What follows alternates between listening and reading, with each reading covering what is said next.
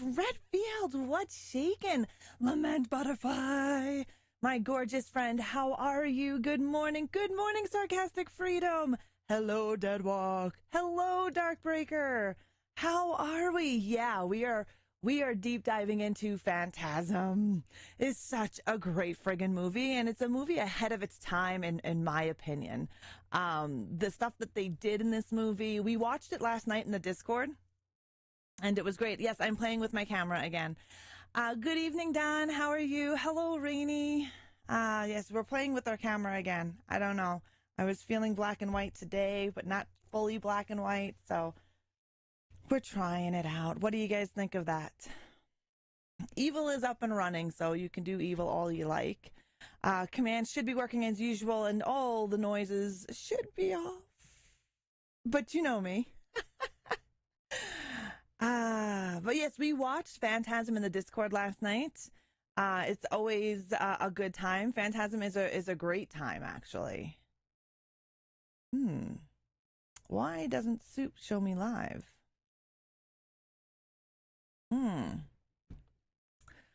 Love Phantasm. The tall man is my favorite horror icon. He is creepy, right? Like, he plays that so well. Hello, Kirby. How are you? Good day, good day. Yeah, I think the tall man, Angus, the guy who plays the tall man, creepy dude, man. Creepy dude. He did it so well. I'm live over there. Okay, normally you get that little notification streamer went live, but I didn't get that. Good afternoon, Mischief. How are you, Mischief? Good afternoon, good evening, and good morning for some of us. I hope your weekend has been friggin' fabulous. In a few minutes or so, we're going to dive into Phantasm from 1979. But before we do that, we're just going to quickly do a little chit chat, see how you guys are doing. How your weekend is going. Mine is going pretty good. I went to the gym yesterday, 2-hour workout. Holy crap nuggets. I'm not as sore as I was the first time I went to the gym about a week ago, but I'm still sore, but I'm actually feeling good. For some reason, his haircut terrified me. He is terrifying as a whole, though, Pixie, and the way they did things with the tall man on top of that. Like, it's insane. There's a lot of practical effects and camera angles that they did for the tall man. Still tired. I put in some overtime yesterday. Look at you go.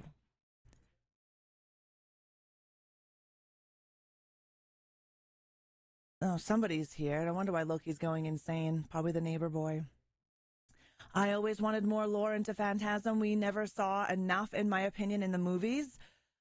Well, if you guys want even more information, not lore really, but more stuff, you want to see Don Cascarelli and the cast, you can actually check out, it's on YouTube, it's called Phasmagoria 2005. Now, just a FYI, there are several Phasmagorias. There's a video game from back in the day, as well as a horror anthology that is newer. So you're going to want to make sure that you put in Phasmagoria 2005, and it's got an interview with Reggie, Angus the tall man, Mike. So it's a good, I watched that to get some of my information for today's show. Maeve, thank you so much for your 25 stream streak. I greatly appreciate it. Hello, Naomi. Hello, Carlos. I hope you're having a good weekend. But yeah, it's a really good, I wouldn't say, I guess it's a documentary, you can say. You're doing well. I had bad news for you. When I changed on Netflix, I had no idea what this sign, because I'm not sure if password, but I'm always mad about whatever happens to Netflix. Oh, are you having issues with Netflix, Don? Sweet, thanks, Deadwalk. I didn't get a notification there. It's sad what's going on with Reggie. I know dementia is a bitch. Dementia it gets a lot of people, man. Reggie, and then the reason that Chris Redfield, this is why we're doing Phantasm, is an ode to Reggie. Reggie played Reggie in the movie Phantasm, and actually the sequels as well. And he was recently, about a month ago, admitted to a hospice. He is dealing with dementia, and there is an address. I can get it for you and put it in the description. But there's an address if you want to write Reggie a card or draw him a picture or do something, you can do so. I sent an actual card to him myself just to thank him for his awesomeness. But it's quite sad. It isn't underrated. It is. Phantasm is underrated, man. There's a lot of people that have never seen Phantasm. Phantasm is a cult classic. But there's still so many people out there that have never seen Phantasm or have never seen the entire franchise of Phantasm. It's a great movie. I don't hear a lot of folks talking about it. No, you don't. You don't. Good day, Ace. How are you? Of course, Lament. I mean, given the chance to put a smile on somebody's face, why not? Letting somebody know that they're still loved in this world, regardless of how old they are or where they are in life. I think that's very important. I think that helps people hold on. I think it helps people fight a little longer. Do you know what I mean? You're going to watch Van Helsing. Nice, Don. Nice. You own all 5 movies. Right on, Redfield. That's awesome. I haven't seen it, but I have added it to my list. Phantasm is great. I'm fabulous, Ace. I can't complain. I'm a little sore. But that's expected from a 2-hour gym session. Like, we did everything. We did legs, butt, back, core, upper back, every goddamn muscle I have.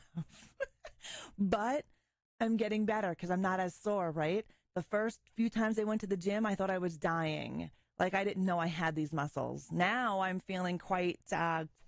I'm sore. I know I did something, you know. Nice, evil, Lament. You are at the maximum evil. My evil is 548, but Pixie's is 666, man. That is like the maximum evil you could get. Hi, Wickedy. How are you? I'm here all the time, my friend. I'm always on Twitch. I'm on Twitch Monday mornings from 11 to 5. Tuesday from 11 to 5, Wednesday from 6 to 9, Friday from 11 to 4, and then from 6 to 9, and then here on Sundays. No worries, no worries. How are you doing? 434% horniness. Look at that horny. You guys are horns all over the fucking place.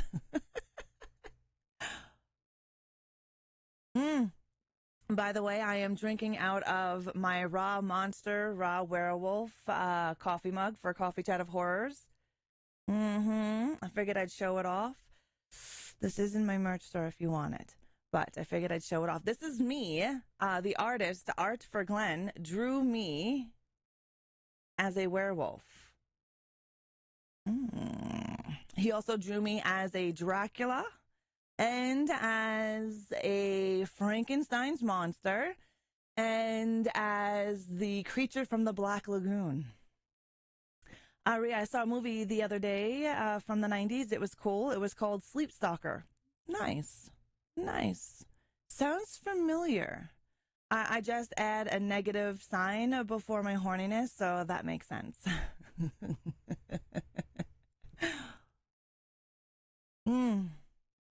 All right.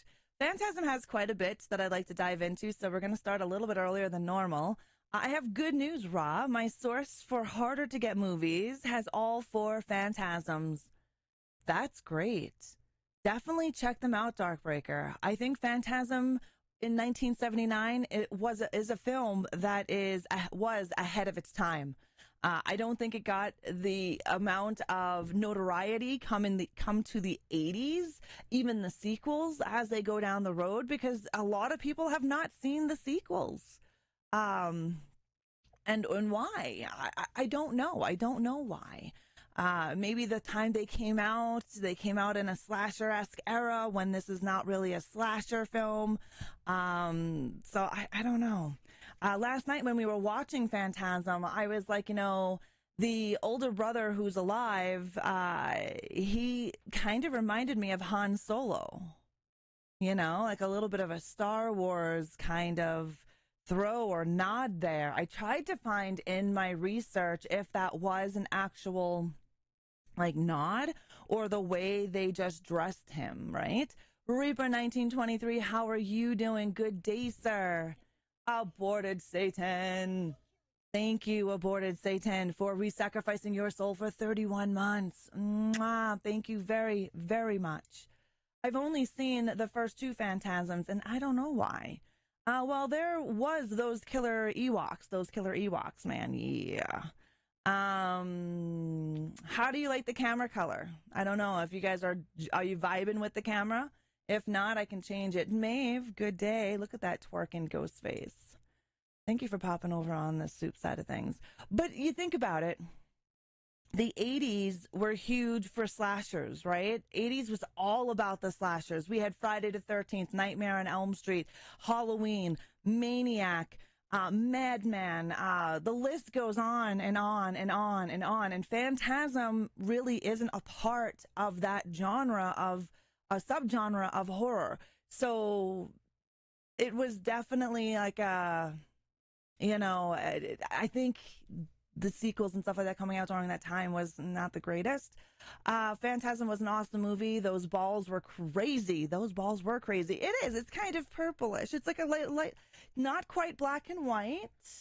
I wanted to try a different effect with CCOH, but it's not quite black and white, not quite full purple. Hello, Antisocial. This is not going to be for gaming scenes, though. This is my ball, my Phantasm. This is one of my collectibles of Phantasm. This ball is made out of metal. The other balls were not made out of metal. The other balls were made out of glass, actually mirror. So they were delicate, but this one obviously is metal. And we're going to be just discussing the first Phantasm, obviously, not all of them, but maybe I will do a CCOH on the rest of them as a whole, like in one CCOH, you know, divide them up into sections of CCOH. I mean, these balls could be considered ball-esque vampires, you know what I mean? Because not only do they hook into you, but they take this little drill and drill inside and like your blood goes out.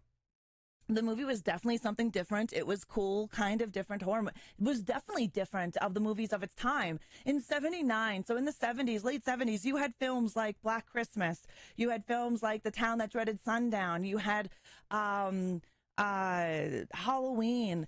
These are the 70s were a time where there's a lot of experimenting, but when they found out that people were all about the slashing vibe, which, you know, The Town That Dreaded Sundown doesn't get enough love as being before Halloween, right? Michael Myers always gets the crown of King Slasher, but it wasn't Michael who started it. I mean, we have what, 1972 Black Christmas, which the point of view was from the killer. Then we have what, even in the 1960s, we had Psycho, Peeping Tom, which brought in the very first point of view of slasher. So when we got into like the 79s, when this film came out, it was definitely different. Definitely different, but it did really good at the box office. You know what? 1979, this movie did amazing at the box office. For what its budget was, which we have an estimation, this movie blew the doors off most movies of 1979 and into the early 80s. Metal balls used when throat punching is just not enough, right? Right? I hope you had a great weekend, Naomi. Some things are just ahead of their time. It was a movie ahead of its time. And the guy who controls them was scary. The tall man, right? Angus Scrim is the actor's name. I shouldn't say is the actor's name. I think Psycho was more of a thriller horror, but it's a slasher, right? It is considered a slasher, and it is considered one of the first slashers. Actually, Peeping Tom came out right before Psycho. So technically, the Peeping Tom you could fight that the Peeping Tom movie could be the first like full slasher. Halloween brings a different aspect of the slasher, right? We also have Maniac, that kind of a slasher film. We have Madman, which is another type of slasher film. Jason Voorhees. Then you have Nightmare on Elm Street, Freddy Krueger, which is a whole other different type of slasher than Michael and Jason. And then we have later on in the 90s, we have Ghostface, right? So there are different types of slashers upon the slasher genre, but as a whole, they're still considered slashers, regardless of how they are, right? Human or supernatural. Silver balls, it's Christmas time on her titties. But that's what's so good about a horror in itself. There's so many facets and so many subgenres and so much to talk about and so many movies to watch. Not everybody has seen every horror movie. There is not one person on this planet that has seen every friggin' horror movie made. And it's pretty insane because even when you do try to find all the hard to find horror movies, sometimes they're just not out there. You can't find them. They're lost, just like with some of the information I'm going to tell you about in Phantasm. Hello, Zach. Good morning. Rock comes close. Shit, there is so much out there. I wish I came close. I don't even think I dust the fucking top few pages of a horror. I mean, there is so much out there. So, like, even early horror from like the 1800s when they first started experimenting with stuff. Like, there are movies upon movies upon movies upon movies. And I think it would take every day watching several movies a day for the rest of your life, watching nothing else than those movies. And maybe you might actually get that far. Wasn't a lot of horror movies banned? A lot of them were banned in other countries, or rated X, which then they went straight to video, right? So Phantasm was almost one of those bad boys that went straight to video. It was actually given an X rated. So a lot of the films of the 70s and 80s, if they were given an X rating, they never made it to the theater, which hindered its release. If you watch my video on YouTube, I have a video on YouTube about underrated villain horror slashers, right? And the reasons why some of these great horror slashers like Angela Baker from Sleepaway Camp, or Victor Crowley from the Hatchet franchise, or even Leslie Vernon from Behind the Mask, how these guys don't get the love or the spotlight that they deserve because of what happens when they go direct to video, right? Or hit the festival market and just never get a full theatrical release. Those were the ones I wanted to watch because they were really scary. Yeah, some of them were really scary, and a lot of times they get the X rating because of blood. Yeah, and that was something that came up last night when we were watching the movie. We see the urine on the floor, but we don't see the blood. Yeah, but one of the reasons why Phantasm was almost given an X rating. But we'll get into that as we dive into CCOH. Okay, guys, I think we're ready to dive into CCOH. Let's do this. Let's get ready to rock and roll. Who likes scary movies and coffee? The following show is based on research on horror movies and what goes on behind the scenes of your favorite scary movies. HORDE Entertainment or ReAnimateHer is not responsible for the macabre and horror that you are about to witness. Viewer discretion is advised. Good morning, my daywalkers. I am ReAnimateHer, your queen of horror, and this is Coffee Chat of Horrors, the only horror show that takes its coffee like it's magic, and that is black. Today's screams come from the warped mind of Don Coscarelli in Phantasm.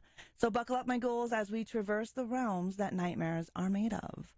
Before we dive into this, I will let you know that this is a spoiler-filled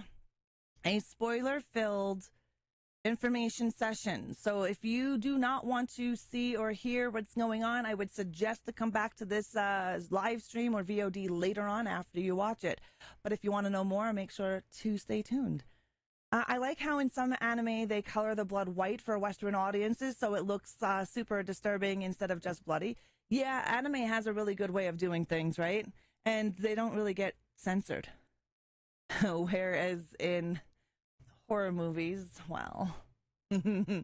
Now, the plot of Phantasm: a newly orphaned teenager, Mike Pearson, his older brother Jody, and their friends face off against a mysterious grave robber known as the Tall Man, who employs a lethal arsenal of unhealthy weapons in their Southern California town.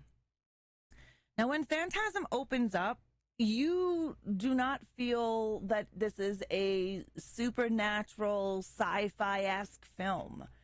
You don't notice that until like a little bit later on in the movie, which I thought was pretty cool because it always blows me away. That blew me away the first time I actually watched Phantasm as well, because I was expecting something totally different than what I received. I still loved it though. Hello, Kratos. I hope you're well. We're going to dive into the trailer. If you're watching me over on YouTube, I do apologize. YouTube likes to mute my stuff and demonetize my videos because of a friggin' trailer. Stay tapping. Good morning. How are you? Hello, Aaron. So I do apologize if you don't have the sound over on YouTube, like I said. Why isn't Nightbot working? What are you doing, Loki? Hi, buddy. Hi. Please don't eat any more sub coffins. Thank you. How's your unpacking going? Hello, Macabre. How are you? Definitely make some more. I don't know why Nightbot's not working, Deadwalk. All right, let's get into the trailer, guys.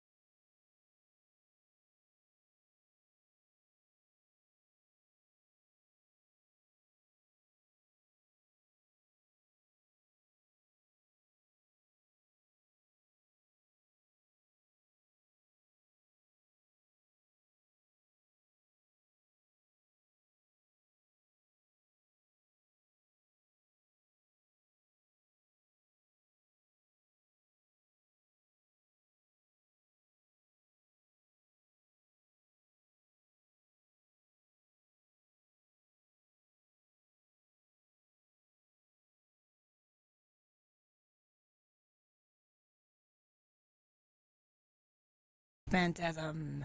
You're already. I like that tagline. It's one of my favorite taglines in a movie. Is this real life? Is this just fantasy, right? Caught in the landslide, no escape from reality. I love that tagline, though. It is one of my favorite taglines, and it's on the movie poster as well. If you're not scared by this, you're already dead. And yet, Zack and Darkbreaker, Loki is a eater of souls. He ate the face off, well, ate the side of one of my sub coffins. Yeah. Loki wanting to be super pupper, so eating souls of the undead. Yeah, he doesn't need to be a super pupper because he's already there, man. Boris takes little naps here and there. Yes, Boris does. Boris takes little naps. When you see it now, instead of scary, it's a little cheesy. Well, yeah, of course, it is a little cheesy now, and you'd be surprised on the budget, which we have some information for you on exactly that. Now, Phantasm was directed and written by Don Cascarelli. The budget is estimated at about $300,000 US because there was no actual accountant on set, and his family, his father and mother, helped, and his mother, father, doctors and lawyers and other people in his life helped him create this movie and produce this movie.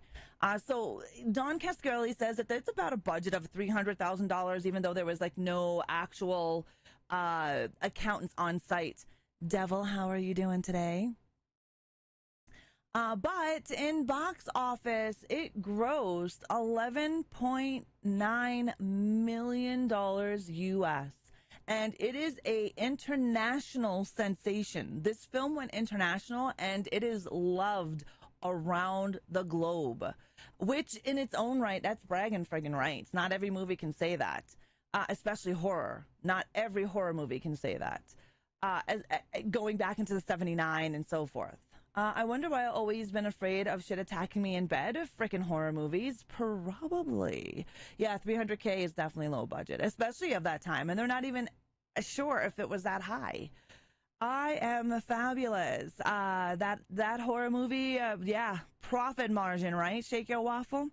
It's quite insane to see how much. Also, after its initial release, it actually went back into the theaters for a full friggin' year back in the day. Yeah, and so that was pretty cool. That also broke box office records because Phantasm, among other movies, don't normally go back into theater and stay for a year. Phantasm was in the theaters for over a year. So, I mean, you gotta say something for that. You've never seen this movie. It's an underrated cult classic. Phantasm was released in 1979 and it has a few sequels. Naomi, I would highly recommend Phantasm. You can check it out on Tubi, Tubi.tv, which is a free legal streaming service, so you can check it out over there. I highly recommend Phantasm. It is not a movie that you're going to expect it to be. It's not the movie you're going to expect it to be. When I first saw Phantasm many moons ago, I was sitting down watching it. I thought I was going to watch another like slasher, you know, maybe a poltergeisty type of film, but it totally blew my fucking mind as the movie went on. I realized real fast as the movie kept getting into it that this was not your typical friggin' movie. This was something totally different. And that's what makes this movie so friggin' special. Kathy Lester looks incredibly sexy in this movie. Yeah. I also have a little bit of information on how she got the part. If you guys want, there's a documentary / interview session that was done in 2005 called Phasmagoria. And it actually interviews Reggie, Angus, and all the other cast and crew in the film. I would highly recommend it if you're a fan of Phantasm. Phantasm crosses into enough different genres that there's kind of something for almost everyone. 100% Lament.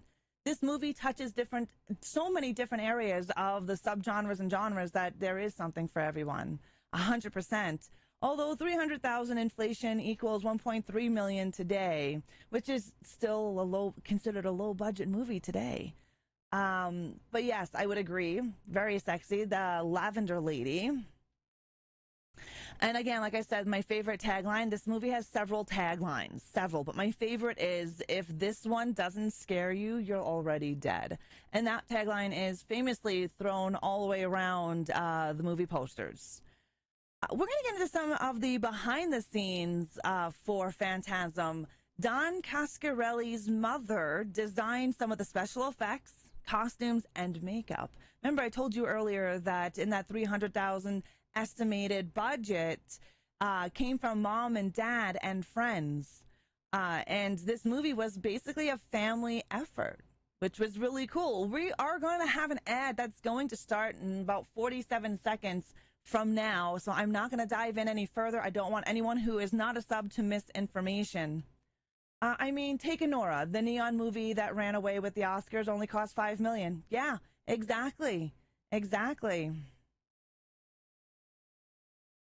Right? Usually movies that are low budget are usually the blood, sweat, and tears, and it's a passion project. And when you don't have anybody that's big production companies behind you, when your friends and family commit to that, I mean, that's amazing.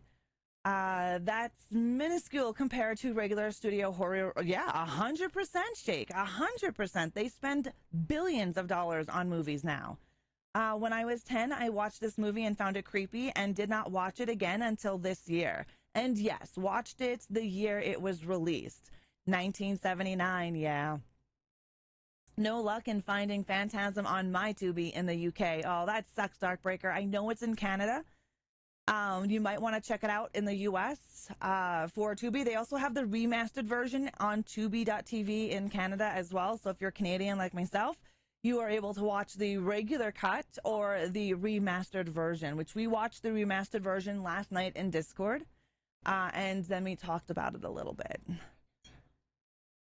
Evil Dead Rise was 19 million to make. Yeah, Evil Dead Rise. Oh my lord, the amount of blood that Evil Dead Rise utilized. Whew.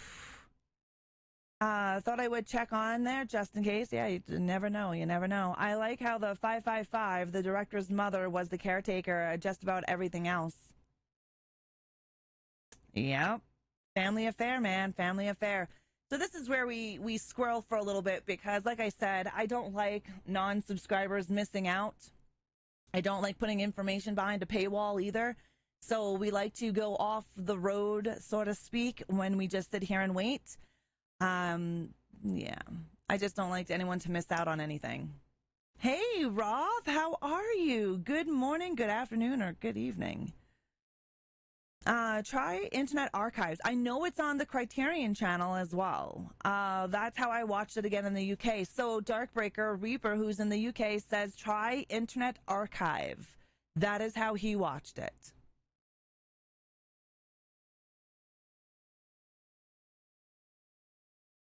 How are you doing today, Roth? How is your day going? And the ad is going to end in like 34 seconds. They have all the Phantasms here. Nice. Is it on Tubi, Devil? Hello, Ash. How are you? Good day. Good day. I had a 2-hour gym session, Ash, yesterday. 2 hours. 2-hour gym session.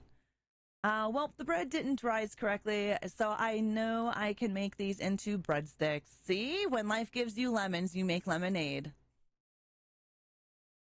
Perfect. So, Naomi, if you're in the United States, all of the Phantasms are on Tubi.tv. Welcome back, everybody, from that ad. Welcome back. Thanks, Ash. Thank you. Has the workout plan been? Yes, it has. It has, especially when I go by myself. It does. It's been great. Thank you very much, Kratos. I'm good, just doing some spring cleaning. Nice. You gotta love spring cleaning. All right, welcome back from that ad, and I'm going to continue on with the information. So don't worry if you're not subscribed and you received an ad, I did not go over any other information. So the mansion used in the exterior shots of the mausoleum was also seen in A View to Kill in 1985, which is pretty cool to know. It's also been in numerous other films. But I thought A View to Kill was a pretty popular movie, especially coming out in the 1985. Hi, Godzilla. How are you? You're on time when you're here. You're never late. But if you do miss any of my information, you can check it out on my YouTube VOD. It will be set in chapters, so you can just click over all the rigmarole and get down to the nitty-gritty. Yeah, I was actually doing good, Kratos. It's doing great. When life gives you squishy bread, you make breadsticks. 110%. Exactly. Even Deadwalk says the same thing. When life gives you unrisen bread, you make breadsticks. Look at that. Great minds think alike. Okay, so Phantasm Uncut was banned in Germany from 1991 to 2017. I don't understand how Phantasm has been banned anywhere in the world. It is not as bad as some movies that have been banned in Germany, but I guess it's Germany, right? Looked on Prime Video, and they have 1 and 2 and 4, but it's another subscription service. So Darkbreaker Reaper said to look at Internet Archive. Don Cascarelli's and Reggie Bannister's parents appear as extras in the funeral scene. Remember, I told you it was a family affair. This movie was a family affair. The majority of the extras that you see are family. Moms, dads, grandma, grandpas, which is pretty friggin' awesome. Germany did give us Necromantic. Yeah. And that movie was made, we all know that movie, Necromantic, was made in revolt to horror movie censorship. Yeah, definitely. Have a look there and let me know. You can't ban Phantasm. It's amazing. Right, Godzilla? Right? Don't know how or why they banned Phantasm. Even the uncut version, there isn't much more besides deleted scenes, deleted ending scenes, because there were like 3 ending scenes and then numerous ideas for endings before we got the ending that we actually have that ties into part 2. But yeah, Phantasm was given an X rating due to the blood scene with the ball. So there's a scene where this ball is coming down the hallway and there's this guy standing there. Next thing you know, the ball hooks itself into this guy's head. This little drill comes out, drills a hole into his brain, and the blood just like squirting everywhere. The guy drops, pisses himself, of course, when he's dead. And the scene, all you see is the pee on the floor. You actually don't see the blood. And that is why it was given an X rating from the MPAA, and it was going to go right to video. Like, what the shit? It's a horror movie.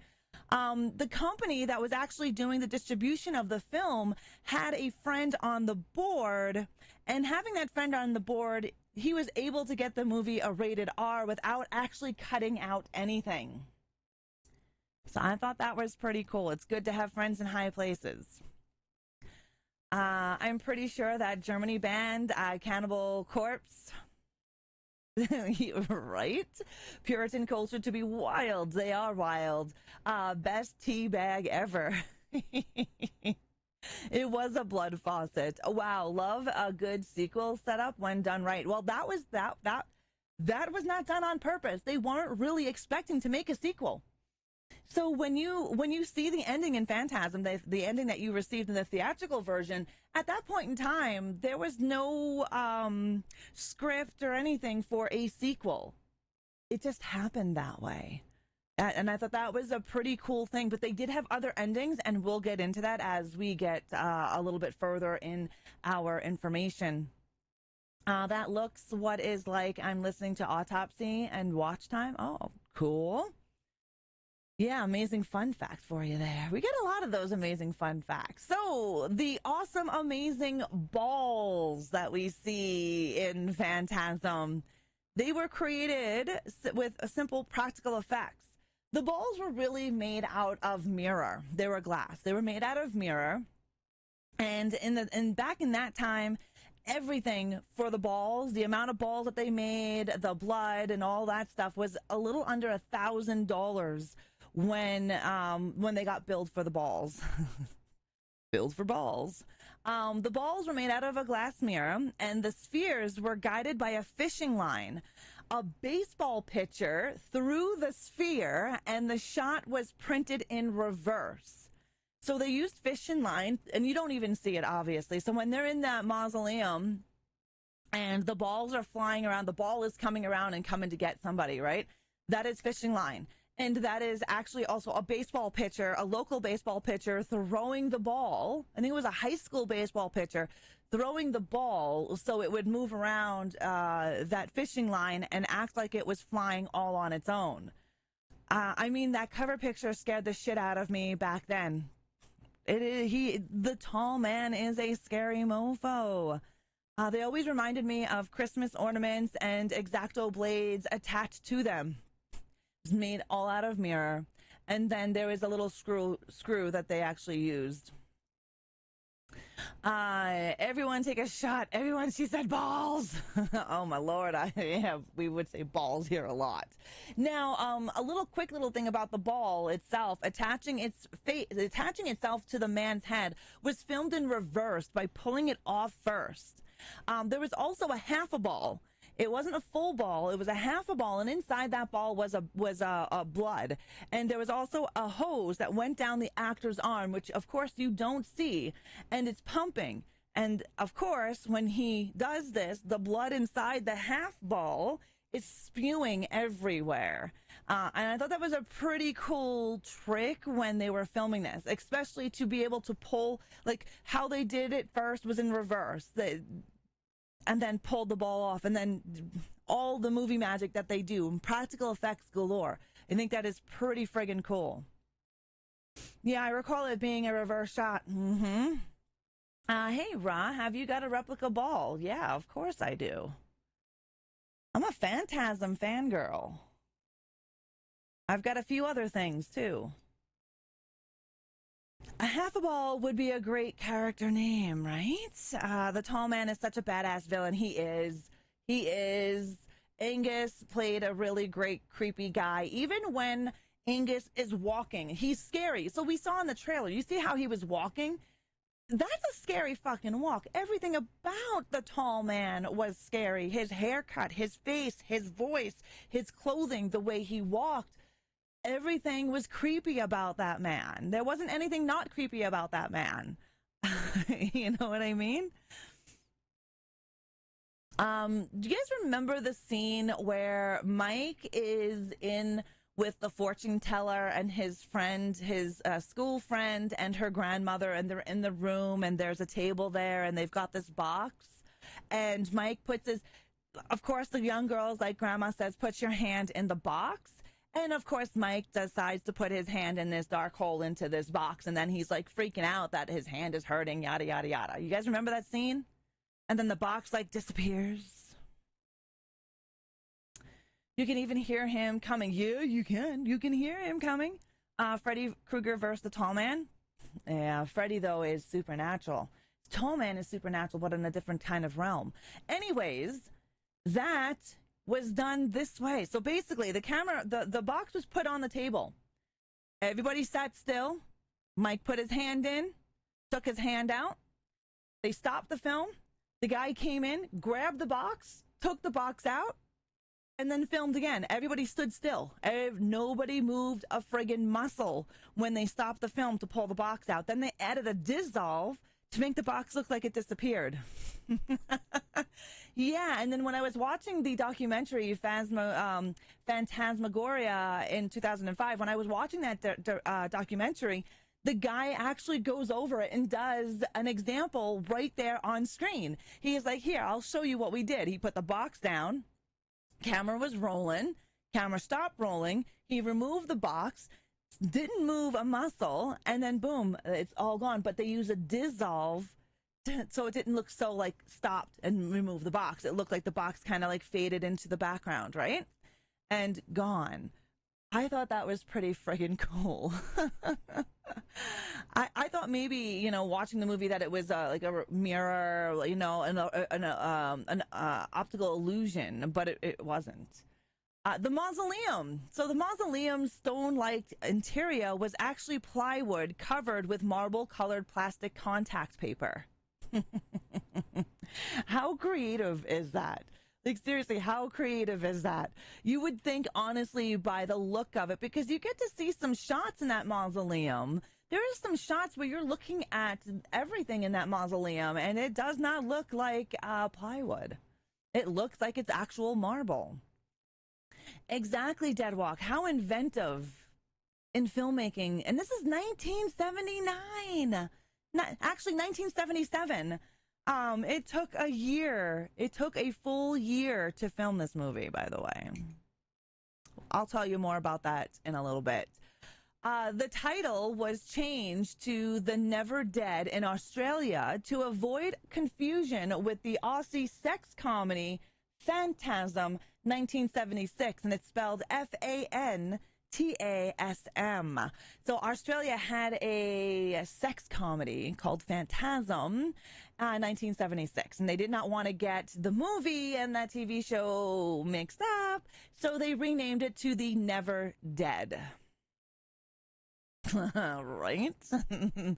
Gotta love the creativity in this movie. Hollywood definitely has lost that charm. I would agree. So many movies rely on CGI, but that's what I love about horror. Horror is still 90-something percent, 95% practical effects.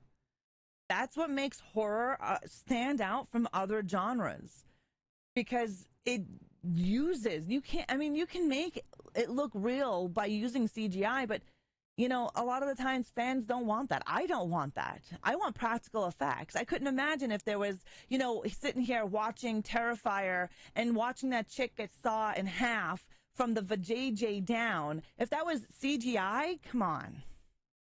That would have sucked. But the fact that it was practical effects, it was raw, it was real, that's what made it stand out even more. Death Central Kev, well, welcome to the crypts. Thank you for the follow. I'm glad something like Terrifier exists. Oh, hell yeah. I'm a gore horror at heart, man. That's what makes the Xenomorph so damn unsettling, right? Because the Xenomorph is real. The Xenomorph is not a fucking puppet, and it's not CGI. It is a man in a friggin' suit. Can you imagine if the tall man went there when they did that movie? Probably scare the crap out of them. Yeah. CGI is 85% of what was awful about the remake of Nightmare on Elm Street. Yeah, yeah. Okay, so you guys remember the coffin. So there's a coffin in The Tall Man Lifts It, was made out of balsa wood, which is super light, and it was empty, and had a hidden rope for easier handling. So Mike is actually watching the tall man, like, manhandle this coffin that supposedly has a body in it, right? And everyone's like, oh my God, he's so strong. It was made out of balsa wood, which is wood that is used a lot for props in movies, and because it's super light. And then, of course, it was empty, and then there was a hidden rope that actually helped Angus pick up that coffin. And yes, Godzilla, I agree. We don't talk about it. We don't talk about the remake. I mean, a man in a suit made with shredded condoms and KY jelly.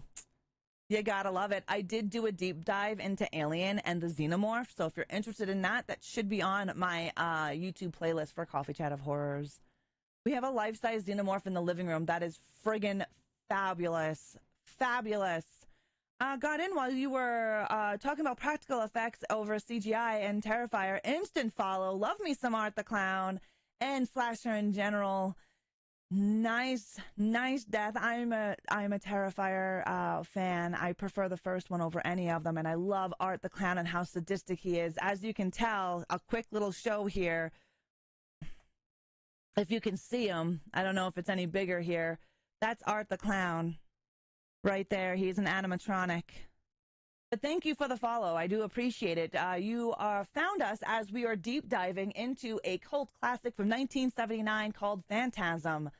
This is what I do every Sunday at 11 a.m. Mountain Time. We deep dive horror, and usually international underrated horror films. Phantasm is super underrated. It is a cult classic, and today we are deep diving it. And it is more of an ode to Reggie, who is now in a hospice. Reggie played Reggie.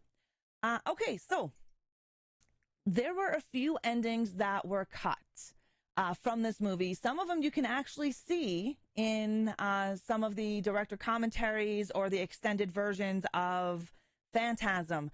So there was one ending where the tall man is hanging from a tree, and it's nighttime. Mike is sleeping in his bed. The wind is blowing, and you can hear him say, "Cut me down, boy. Cut me down, boy," as the wind is blowing, and the wind is then blowing into Mike's open bedroom window. And all right, they decided no on that one. Then there was another one where Mike uses a fire extinguisher to basically explode the tall man, like melt him and explode the tall man. That was also removed from the original theatrical cut because they were just like, nah.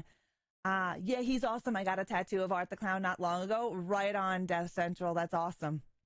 We love horror here. I'm a huge horror fan.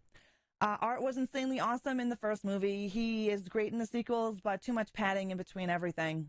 I wasn't a fan of the sequels. I liked them, but I wasn't a ginormous fan like some people are. But that's not now. We're talking about Phantasm. There were also a lot of ideas to end this movie. Obviously, those ideas were not filmed, so we don't really have anything for them in the extended cut. But again, if you want to know more about those ideas, Don Cascarelli goes into it really deep into Phantasmagoria in 2005 documentary. It is on YouTube. It's an hour and 37 minutes long. They need more scary big men and women back in horror. They do. They do. I liked the bedroom kill in Terrifier 2. The bedroom kill was, gore. Oh my God. Gorgasm over and over again. My eyeballs were just in ecstasy. I'm not a fan of the Phantasm franchise, but still respect it. It's a classic. Oh, it is a classic. It was ahead of its time. And I think it's a great movie. Now, the original runtime for Phantasm was just over 3 hours. 3 hours for Phantasm. Of course, Cascarelli had to cut it down, and unused footage later became the framework for Phantasm 4 Oblivion in 1998. The rest is believed to be lost. What's really cool about Phantasm and its sequels, a lot of the movies meld into each other. So Phantasm 1, without really knowing that they were going to make a sequel, the ending literally leaks into Phantasm 2. And then from there, and then you get to see some of the cut footage from the original Phantasm in Phantasm 4. So if you haven't seen all of the Phantasms, definitely go and check them out. They are worth your time to watch, especially if you have seen the first one but haven't seen the others. They kind of like flow into each other. There are bits and pieces of Phantasm 1 and Phantasm 2 into 3 and so forth and so on. 3 hours gives a new meaning for a numb ass if you sat through for that long. Oh, yeah, I wouldn't be able to do it. I'd have to pee like 5 million times. I get the large friggin' drink when I'm at the movie theater, you know? Damn, almost as long as Akira. Yes. So the other films were a bit more organic rather than trying to write a whole new story. Yeah.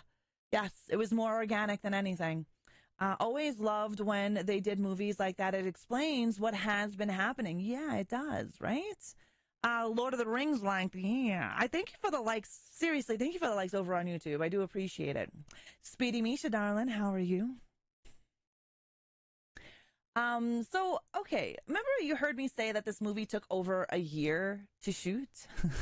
Yeah. Normally movies don't take that long, guys. Usually a movie takes, 6 months, not over a year.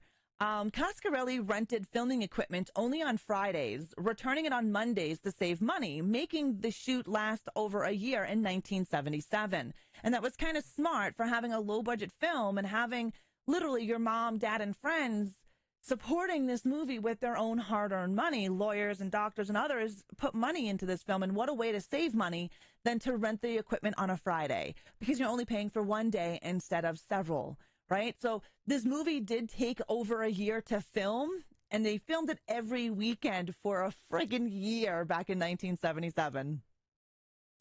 Snap, sorry, I gotta leave. No worries. You have a great day. Happy born day to your cousin Godzilla.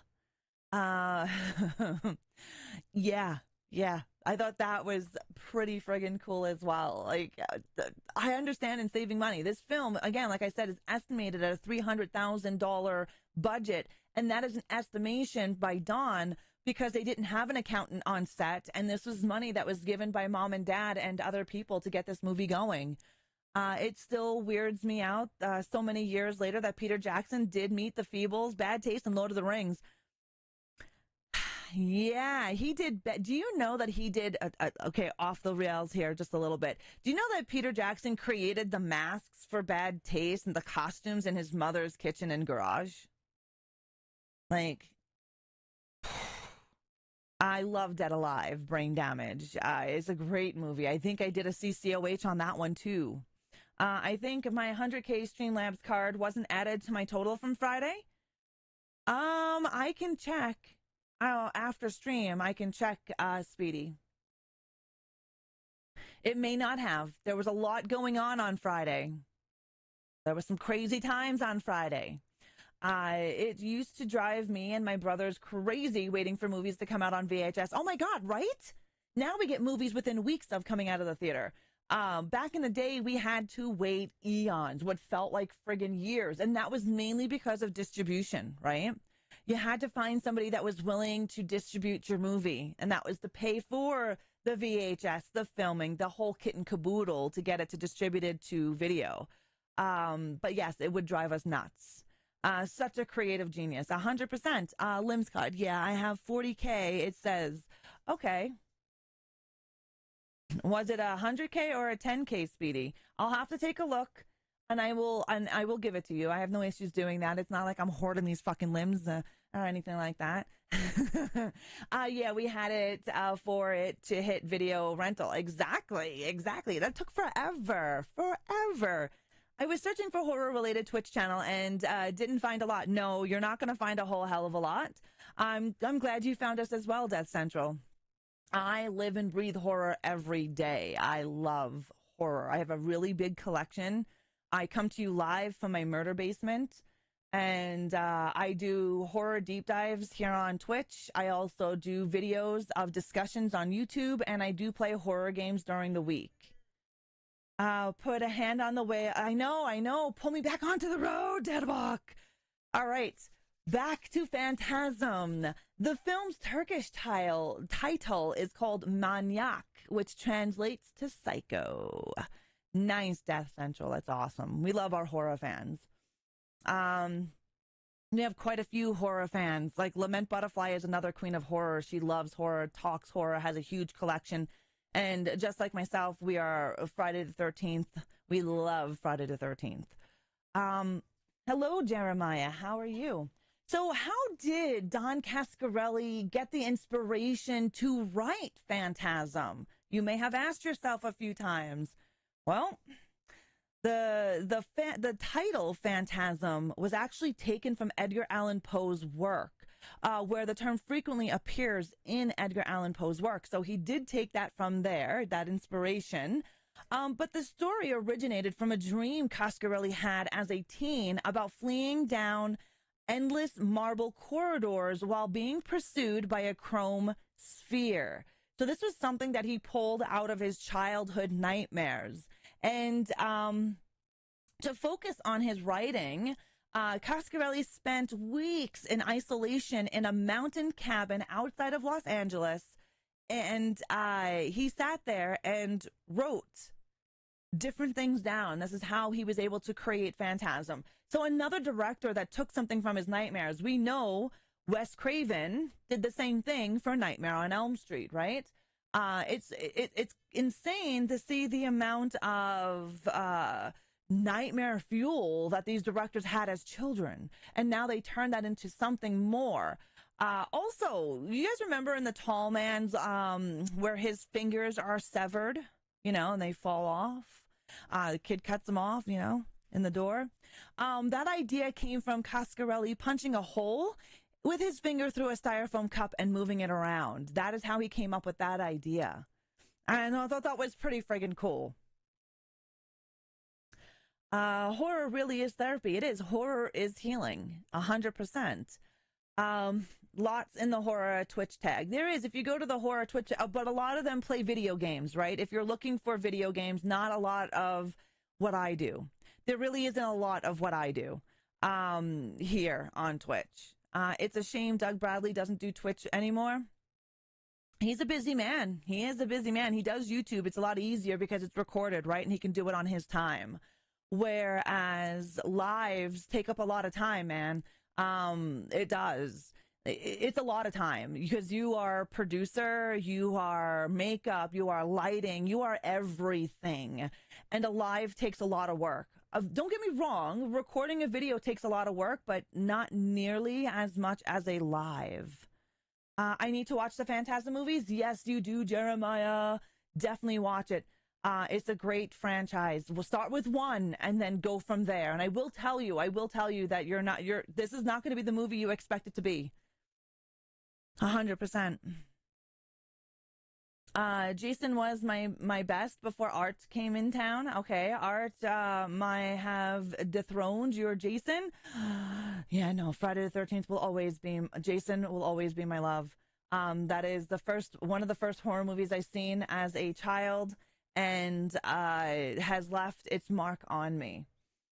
Okay, so let's see, where are we? Angus Scrimm. Okay, so you guys know Angus Scrimm. He played the tall man.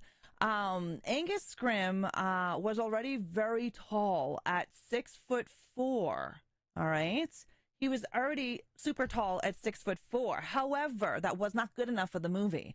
They needed the tall man to look ginormous. So what did they do? They grabbed one of Kathy's best suits. So Don Coscarelli's mother, or actually husband, one of his suits. And what they did was they stripped it and then had it tailored to take off a little bit here and there to make it even smaller. He also wore smaller, like just everything was a bit smaller. You didn't really notice that it was short by the way they tailored it and the way they created it. However, it made him look even bigger, as well as they took his boots and added lifts, about 3 extra inches to his height. So we're looking at, what, 6'7" as the tall man. Plus, they utilized different camera angles to make him look even bigger. So think about 6'7", and then those camera angles made him look like a goddamn god. Hello, Cresafall. How are you? Welcome to the crypt. Thank you for the follow. Yes, rest in peace. Angus Scrim is an awesome actor and will always be known as the tall man. He was a creepy guy. Nothing and nobody will ever dethrone Jason for me. 100% same here. He's glorious in my opinion. Such an incredible range of designs and so many cool kills. Plus the underlying lore is fascinating. The underlying lore is never ending and the fandom is insane. Ads just as you spoke my name. Oh no. Okay, we're going to stop here. We're not going to go into any more information for the movie. And then I will say hi to Cresta Fall again when the ad is done. I mean, heels originally worn by men. Yeah. 3-inch boots. They were little things that we'll put inside. Put a link in Discord where people can watch or download Phantasm. Thanks, Reaper. I appreciate that. Yeah. Thank you, Reaper, for putting it into the Discord. I appreciate that as well. I actually haven't seen this one, though I know it's a classic. It definitely is a classic. It is a cult classic. It's a fabulous friggin' movie, man. Watch the entire franchise. It's good. It's definitely good. I enjoy it, but I am a fan of Phantasm. Welcome back from that ad, guys. Crestfall VT, thank you so much for the follow. I seen that you got smacked in the face with an ad, and I just wanted to say hello to you again and thank you again. I also stopped going over our information for Phantasm because I don't want anybody who is not subscribed to the channel to miss anything. And Speedy Misha, thank you so very much for sacrificing a soul to Crestfall VT. Mwah, thank you, Speedy. I appreciate it. And you know what that means? You know what that means? That means I got to get Crestfall on my box. And by box, not my box, but my box, it's a blue box. And it's a coffin. So we're going to go and get the name of Crestfall VT on this bad boy. Phantasm is one of my favorite horror franchises. Nice, Crest. It's a great franchise. It's a great movie. We're actually deep diving it right now as we speak. He was already a big man. Yeah, unsigned. He was a huge man. Okay, so let's get Crest on here first before we dive in any further. Let's make sure Crestfall. Okay.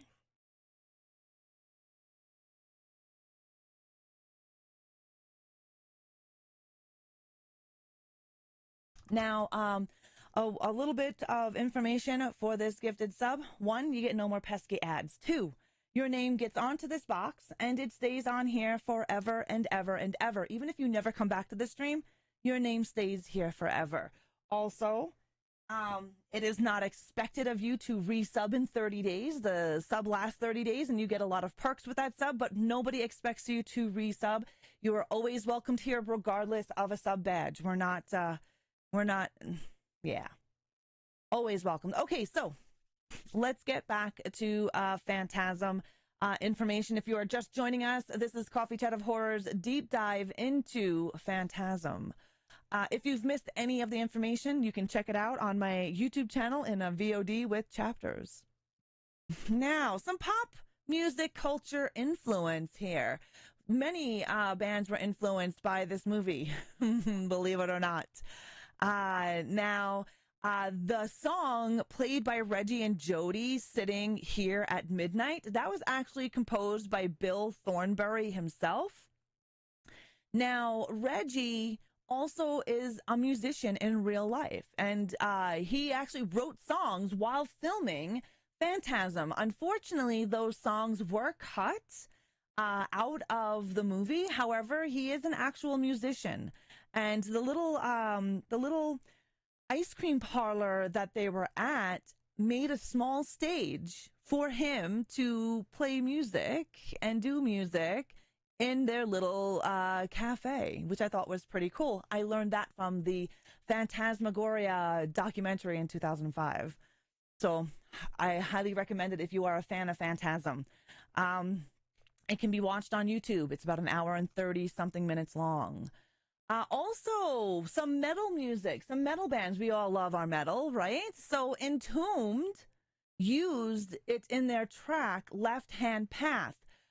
So they used some dialogue from the movie in their own music from 1990. Marduk sampled dialogue for their song Hearse, World Funeral in 2003.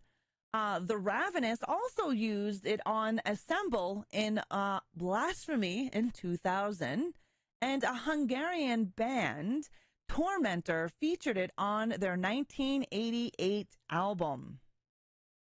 This movie has inspired numerous band music, and it also some of the bands utilized some of the taglines from the movie in their music.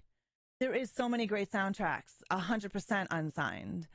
Neat, though I should say if there is a horror in the universe, space has a lot of it. Oh, yeah. The sheer magnitude of the vacuum and nightmarish horror that are the variety of ways to die, from falling into a black hole to being bombarded by magnetars, pulses, to exoplanet that rains shards of glass propelled by March 7th winds.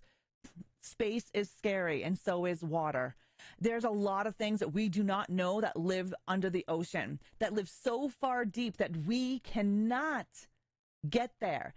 Did you know that NASA was originally meant for undersea exploration, but after they were only able to get so far by their man-made equipment, they gave up and started doing space? Like, there is a hell of nightmares down below in that water. This is why I don't go in it. Fuck that. Fuck that. Yeah. So before NASA, they were doing underwater exploration, and we can only go so far. Anything else that even submarines can only go so far before they start imploding on itself, right? There is so much we do not know about the waters that flow in this planet, man. Who fucking knows what's living down there? The movie was more popular than people thought. So many great songs using clips and sound bites. Yeah. This movie was huge internationally. Face raped in space. Yeah. Yes. Inseminoid.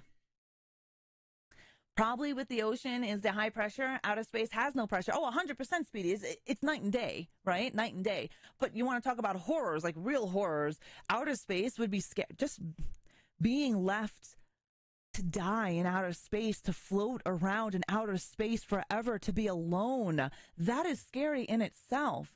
But then to also think about going under the water and not being able to come out of that. Yeah, no thanks, man. Both are horror. You know what I mean? Like, I couldn't believe when they said that astronaut is like still stuck out in space, and I'm like, what? Then some guy makes a fucking makeshift goddamn submarine bullshit, goes underneath water, and it fucking kills everybody inside of it. The fuck is wrong with you? No thanks. Thinking of deep water makes me want to puke. Yeah, it's gross. I know. 20 minutes left. Okay, so I bring it back in, bitch. Bring it back in. All right, let's see.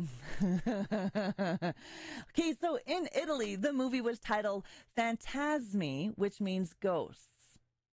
Spanish distributors added an A to the title, making it Phantasma, a non-existent word in Spanish, but phonetically similar to phantasma, which means ghost. A little interesting tidbit there.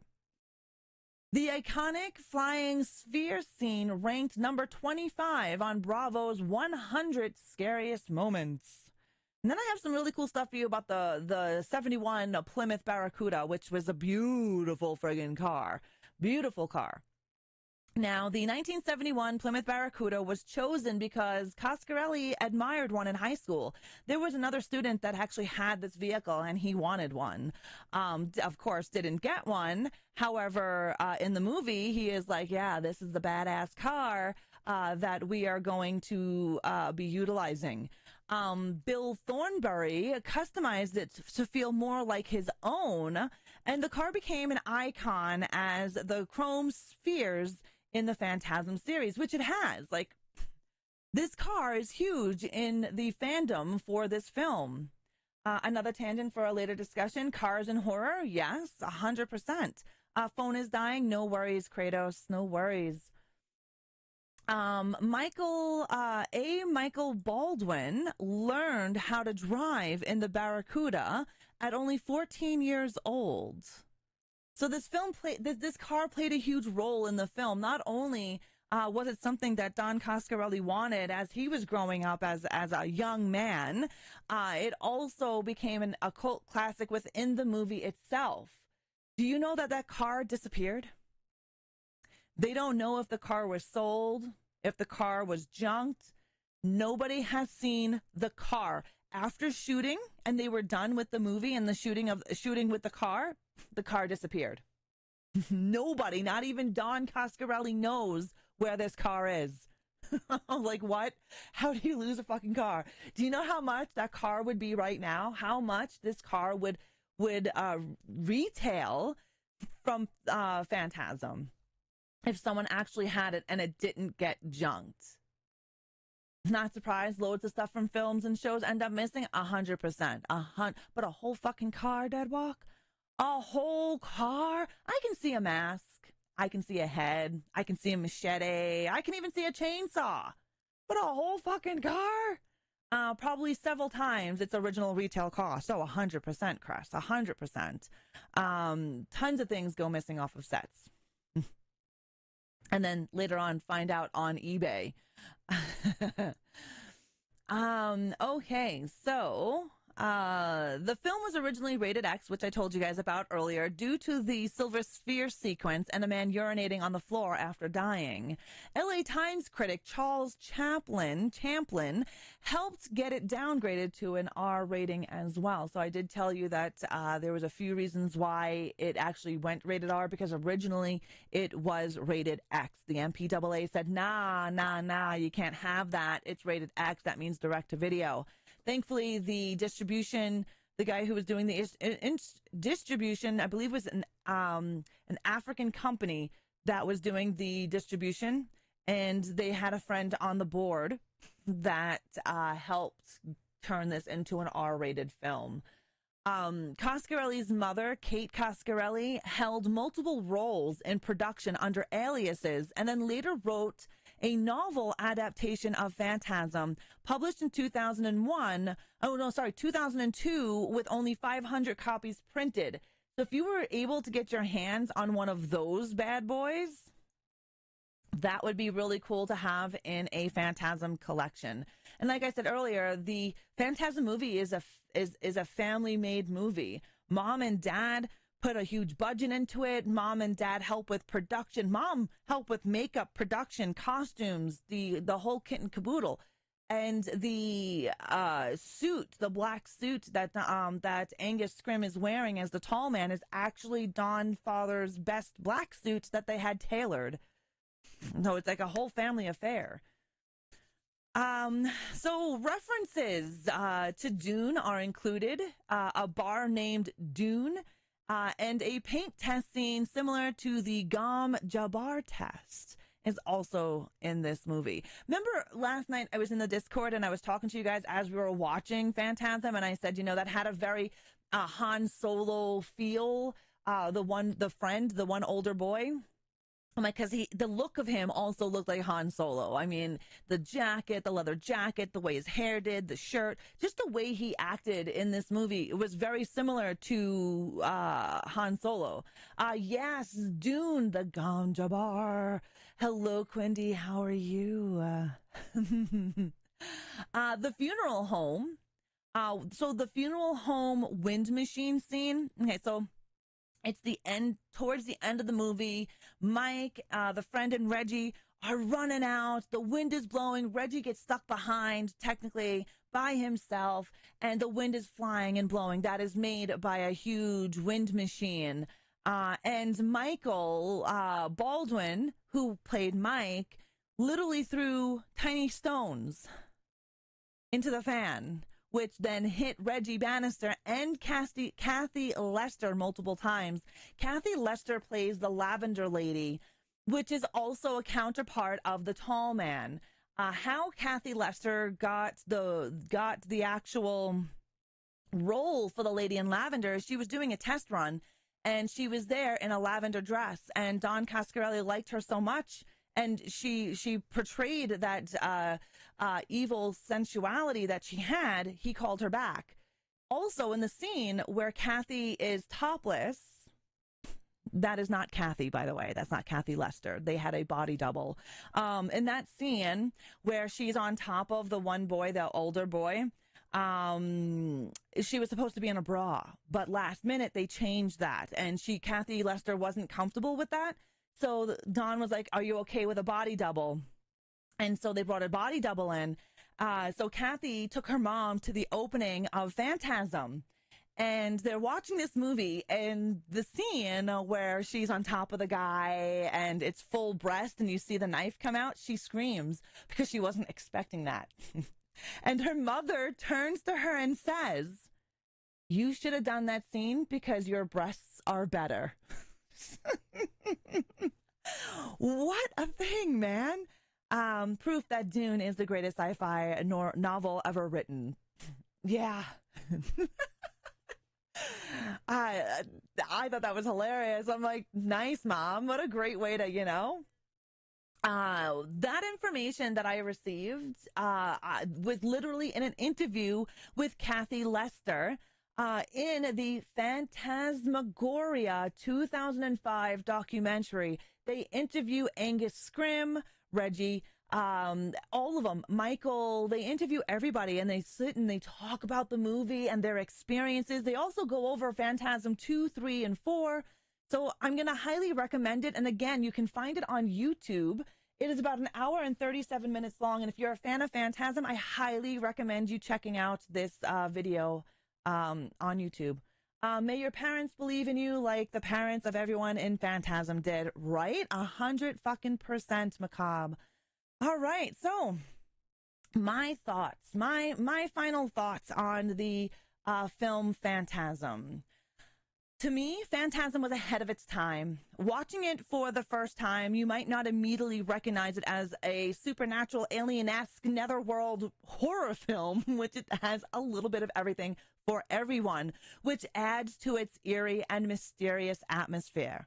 The tall man is already a menacing figure, but knowing that he is some kind of supernatural, otherworldly being makes him even scarier. Phantasm is a cult classic and a must-see for any horror fan. I love this movie. Now, I did forget to tell you, because I did tell everyone in the Discord last night about it. You know the little people running around? The little demons that are running around? They're actually children. They're neighborhood children from the neighborhood. Yeah, little children from the neighborhood. Phantasm 2, the one where they got the budget from a big company. Yes, Cress. And do you know that Phantasm 1, the ending in Phantasm 1 is also part of Phantasm 2, and each of the phantasms are like rolled into every part of the film, so it kind of like blends organically into one another. Phantasm 4 actually has some scenes that were cut from Phantasm 1, right? It's pretty cool on how they did everything. Yeah, the evil Ewoks. Yeah, you've seen them all. Yeah, they're great movies. The evil Ewoks. Yeah, those were children. Those were neighborhood kids. Talk about low budget film. And I say we are right on time. Pat me on the fucking back. So next time on Coffee Chat of Horrors, we're diving into another underrated film, but this one is newer and it's one of my fucking most personal favorite films of all time. We are traveling from the eerie corridors of Phantasm into the neon-drenched corridor madness of Lisa Frankenstein in 2024. A horror comedy with a nostalgic 80s aesthetic, Lisa Frankenstein takes a quirky, twisted approach to love and reanimation with a coming-of-age monster movie. Tune in next time as we dissect this modern take on a gothic horror story, 11 a.m. next Sunday, right here on Twitch and on YouTube. Now, I love Lisa Frankenstein because it is a coming-of-age monster movie where we have Ginger Snaps, a coming-of-age werewolf film. We have so many coming-of-age monster movies like werewolves, vampires, slashers, that I love Lisa Frankenstein that much. I know it's not a huge horror movie, but I thought it was a great film. I still think it's underrated. I don't think it gets talked about quite enough of what they did in this film. So it deserves a spotlight on Coffee Chat of Horrors. And we're going to be talking about Lisa Frankenstein. I loved Lisa Frankenstein. Loved it. Loved it. It was it's one of my favorite movies of 2024. I've watched the movie like 8 fucking times. Hi, what up, John? Have you seen Monster Summer? No, I have not seen Monster Summer. Right? And Roth, I think Lisa Frankenstein deserves a whole hell of a lot more discussion. I know a lot of people didn't like Lisa Frankenstein. I thought it was fucking brilliant. I thought it was fabulous. It's another gateway horror. We need more gateway horror for our younger generation. This is how I raised my spawns, right? Both of my girls grew up in horror. But back then, there really wasn't a lot of gateway horror to introduce them to. I mean, I introduced them to, Goosebumps' books. I introduced them to the Universal monsters because they could. Abbott and Costello Meet Frankenstein. There's a lot of different movies that I made gateway horror for my children because there wasn't a whole hell of a lot. Yes, we had the Monster Squad, which was fucking fabulous, right? Monster Squad, we had the Goonies, which is not really horror, but more of adventure. We had Little Monsters, which was another gateway horror movie for youngins. But we didn't have a shit ton. We had Are You Afraid in the Dark, Scary Stories to Tell in the Dark, Midnight Society. There was so many others, but nothing more on a serious level. And I think it was fabulous that they came up with Lisa Frankenstein because it is a nice young generation horror movie to bring young people in because now they're going to want to know more about The Bride of Frankenstein, which is amazing. I love The Bride of Frankenstein. Frankenhooker is great, but it's not a gateway horror for children. Honestly, I don't remember Lisa Frankenstein. Well, we're going to watch it this Saturday. In the Discord. You joined the Discord. Awesome. Welcome to the Discord. We will be watching Lisa Frankenstein this Saturday at 6 p.m. Mountain Time in the Discord. On Saturdays, we watch the movie that I'm going to be deep diving, just in case you did not see it. It gives people a fresh idea of what we're going to be talking about. So if you're in the Discord and want the movie roll, please ask for the movie roll. Ping myself or ping a Crypt Keeper, because that's what my mods are named in the Discord, and we will give you the movie roll. We don't give the movie roll out to everybody because it gets tagged quite a bit, because myself, I'll play movies, Nether will play movies, Darkbreaker will play movies, and we'll tag that roll for people who have that roll. Just don't want anyone to get annoyed with getting tagged in Discord. However, if you do get that movie roll, just be forewarned, there's quite a few of us that play movies in the Discord at different times, and we do tag it in case anyone wants to join in. Movie night tonight is still on, Alien and Alien Romulus, tonight at 8 p.m. GMT. Nice. Right on, Darkbreaker. Right on. I will be home, but I will be helping Lament Butterfly with some stuffs. Is Tourist Trap a good movie? Yes. You're talking about Tourist Trap from, 80s? And we love movies. We love horror. 110% do we love movies and we love horror. It's a great genre. And we are on time, so this is perfect. Perfect. I thought I was going to run a little late.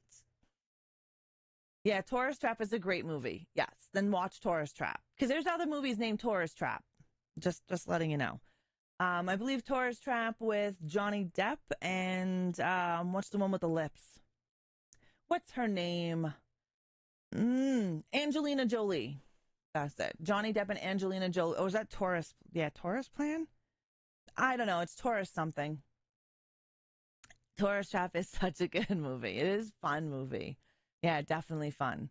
Thank you for the chat of horrors. Thank you for being here, Devil Dog. I appreciate it.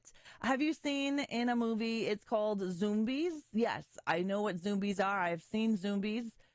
They're zoo animals turned into zombies. If Raw can't save me, I'm unsavable. Nah, you're not unsavable. I was able to get Serial through his streaming. I can get you through yours. Chuck Connors took that role because he was tired of being typecast as a good guy. Yes, very much so. Tourist Trap and Motel Hell. Oh, my Lord, they should be. I love Motel Hell. Love Motel Hell. But on that note, guys, it is time to come to an end. I do want to say thank you so very, very much for coming over here on your Sunday to hang out with me to discuss horror. I love sharing the knowledge that I have found in the internet, in my books, and from my movies and DVDs to share and pass on to you guys. Love the episode. Thank you for being here, Chris Redfield. I appreciate that. I love sharing this information with you guys. Researching horror has always been a hobby of mine, and to be able to sit here and talk about it and dissect it and have discussions, I think is pretty friggin' amazing. And I'm very grateful and thankful to each of you to come in here to hang out with me to discuss horror. I think there should be more of this. It's good timing. I had to go. I'll come and check out Twitch more often now. No worries, Death Central Kev. It was nice to meet you. You have a great day. As always, thank you guys for spending your most precious commodity with me, and that is your time. Sitting here having discussions. I really do hope you enjoyed my deep dive into Phantasm, and if you've missed any of it, you are able to check it out over on my YouTube channel. It should be up in VOD format within a few minutes of ending on YouTube, so you guys will be able to watch it and check it out there, comment on it, like it, whatever. Also, my latest video just dropped on underrated Final Girls, if you want to check that out as well over on YouTube. But if not, thank you for hanging out here. And I will be live Monday morning at 11 a.m. Mountain Time for coffee and zombies as we try to finish Days Gone. Have an amazing rest of your weekend, guys. And I will slash you all later. Bye.